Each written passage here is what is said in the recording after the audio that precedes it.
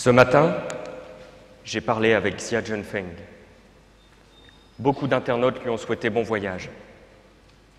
Mon mari s'en est allé. Ces quelques mots, postés sur Twitter par Madame Zhang Jing, ont glacé le sang de tout un peuple le mercredi 25 septembre dernier. Chaque année, la justice chinoise exécute des milliers de ses ressortissants. C'est le record mondial qui dépasse très largement l'ensemble des exécutions perpétrées dans les autres États. 80% des exécutions mondiales sont chinoises. En 2013, parmi ces milliers d'anonymes, figurera M. Zhenfeng. Qu'a donc fait cet homme pour mériter l'injection létale que l'hypocrisie générale persiste à présenter comme une méthode d'exécution civilisée? À cette question, la justice chinoise répondrait qu'il a tué 2 hommes. Lui dirait simplement qu'il a essayé de se défendre. La Chine fait encore et toujours partie des irréductibles de la peine de mort. Et c'est l'article 48 de sa loi pénale qui prévoit un tel châtiment en cas de meurtre. M. Zhenfeng a tué 2 hommes et a été puni pour cela d'une peine prévue par la loi de son pays. Pourquoi alors est-ce que je me lève devant vous pour tenter d'attirer votre attention sur le sort de cet homme? Je le fais car, à l'atrocité de cette condamnation à mort, à la cruauté de son exécution s'ajoute un épouvantable sentiment d'injustice. Comme beaucoup trop de ses compatriotes, M. Zhenfeng, un homme simple, sans histoire, qui tentait de faire vivre sa famille en vendant de la viande grillée dans la rue, a dû, à d'innombrables reprises, faire face à la violence extrême, déchaînée, de ce qui serait considéré ici, en Occident, comme une milice crapuleuse. Mais en Chine, ceux qu'on appelle les Shengan sont des agents municipaux chargés d'assurer l'application des arrêtés du maire.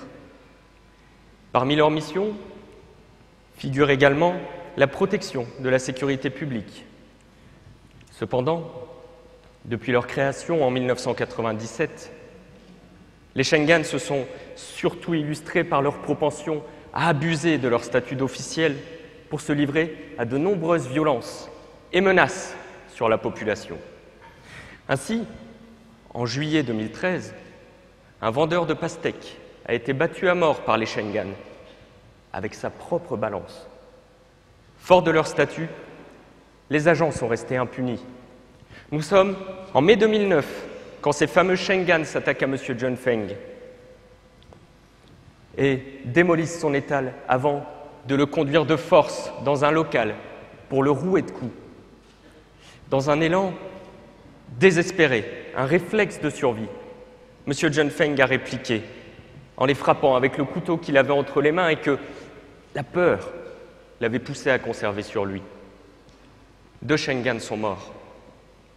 Le destin de M. Zhenfeng s'est trouvé irrémédiablement scellé. Un tel affront ne pouvait engendrer qu'une réponse implacable des autorités. Dès lors, plus question de tenir compte de concepts aussi accessoires que la légitime défense, le droit à un procès équitable ou encore l'égalité devant la justice. Pourtant, si au même titre que la loi française, la loi chinoise suppose, pour que la légitime défense soit admise, que la riposte soit proportionnée à l'attaque, il est remarquable de noter qu'en Chine, même dans l'hypothèse d'une riposte disproportionnée, le bénéfice de la légitime défense peut être accordé à l'agressé devenu agresseur.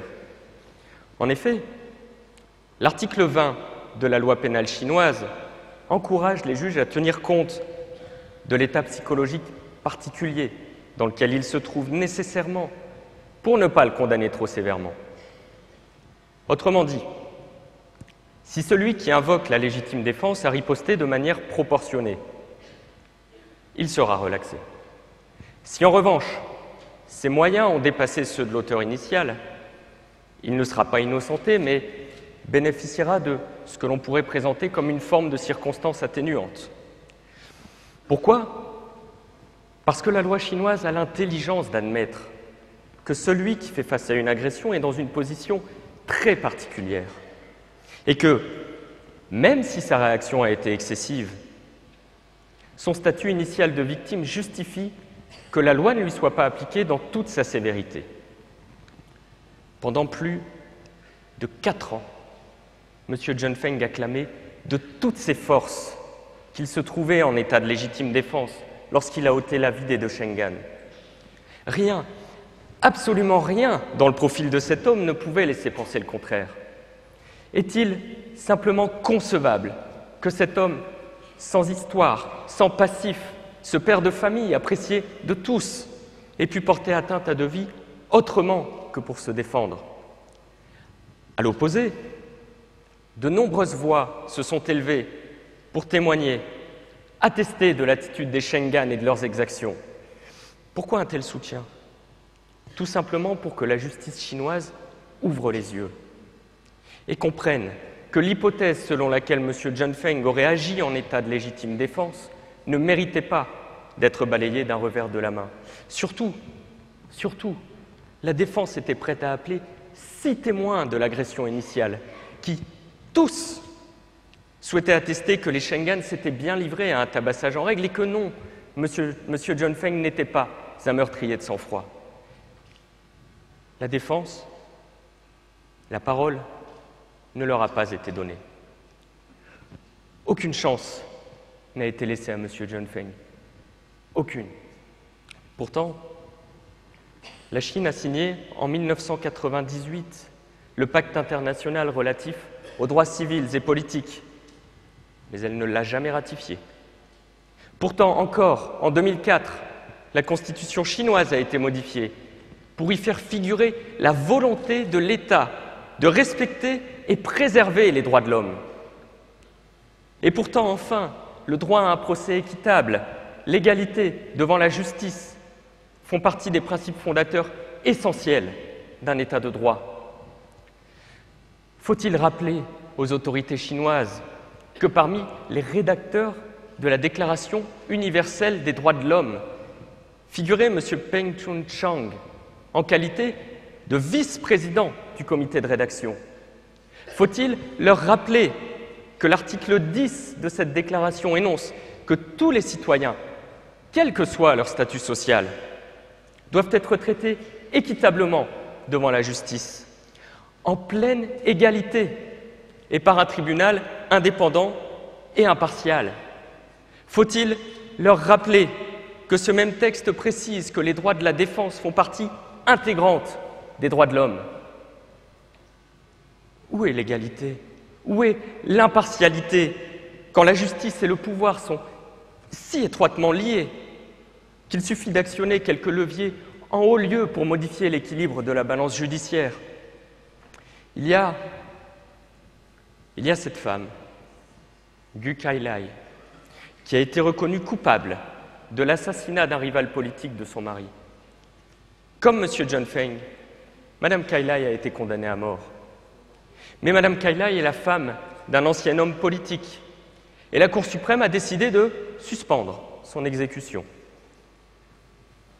Pourquoi ne pas avoir épargné M. John Feng au même titre que Mme Kailai?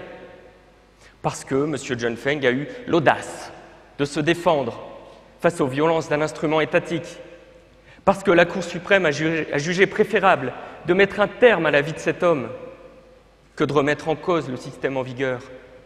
Cette même Cour suprême qui a attendu 25 mois avant de statuer, mais qui, une fois sa décision prise, s'est empressée de la faire exécuter, le jour même, au mépris le plus total de la loi qui impose en pareil cas un délai de 3 jours entre le prononcé du verdict et l'exécution du condamné. La précipitation a été telle que l'on est allé jusqu'à refuser au fils de Xia Zhenfeng une dernière photographie avec son père. Vous imaginez? Même ça lui a été refusé. Une simple photographie, la dernière image, le dernier souvenir lui ont été interdits. Jusqu'où peut aller la négation de l'humanité, de la dignité, de l'existence même de Xia Zhenfeng. Punir du châtiment suprême Xia Zhenfeng parce qu'il avait eu l'audace de se défendre n'a pas suffi. Il a fallu faire disparaître toute trace, tout souvenir de cette atrocité. Pas de photos, pas de possibilité non plus de protester.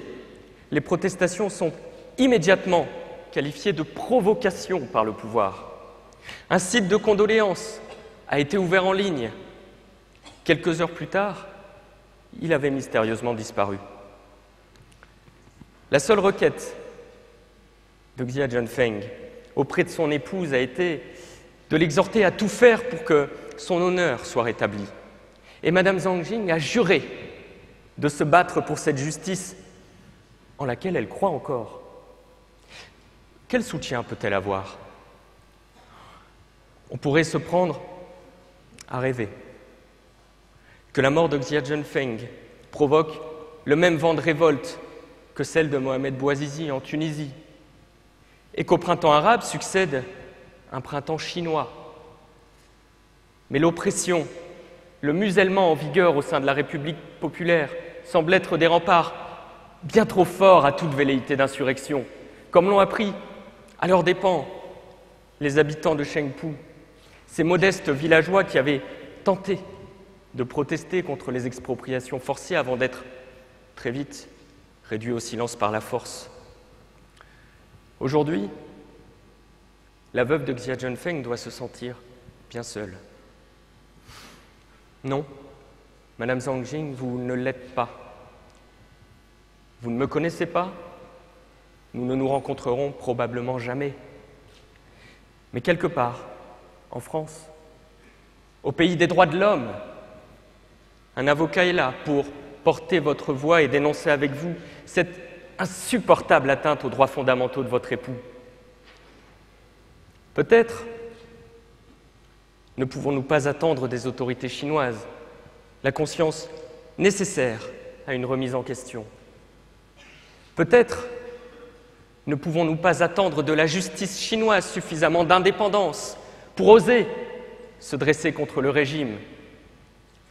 Les heures sombres que vit Madame Zhang Jing, les heures sombres que vivent les droits de l'homme en Chine ne seront probablement pas éclairés de l'intérieur. C'est à vous,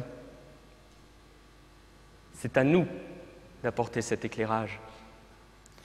Jusqu'au bout, Monsieur Xia Zhenfeng a résisté, allant jusqu'à refuser de signer tout document officiel le jour de son exécution.